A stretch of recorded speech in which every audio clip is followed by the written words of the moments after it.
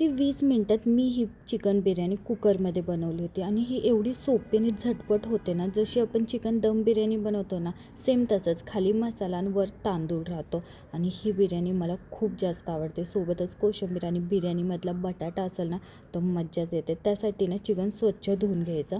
कुकरमध्ये ना खडे मसाले टाकायचे, उभा चिरलेला कांदा टाकायचा, हिरवी मिरची टाका आणि कांदा व्यवस्थित परतून घ्यायचा. म्हणजे थोडक्यात आहे ना तो तळला पाहिजे पूर्ण. त्यामध्ये ना आलं लसणाची पेस्ट टाका. जेवढा कांदा आहे तेवढंच टोमॅटो टाकायचं.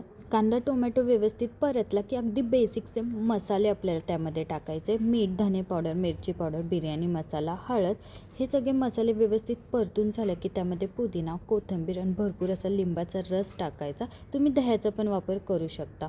चिकन टाका. बटाटे आवडत असेल तर ते नक्कीच टाका. चिकनसोबत मसाले 5-10 मिनटं परतून घ्या.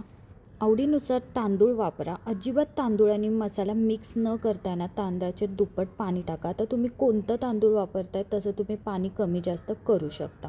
अगदी जसं मी पाणी टाकते ना, सेम तसंच पाणी टाका. कुकर बंद करा. मोठ्या गॅसवर 2 शिट्ट्या आणि बारीक गॅसवर दमवर बिर्याणीना 5 मिनटं ठेवायची.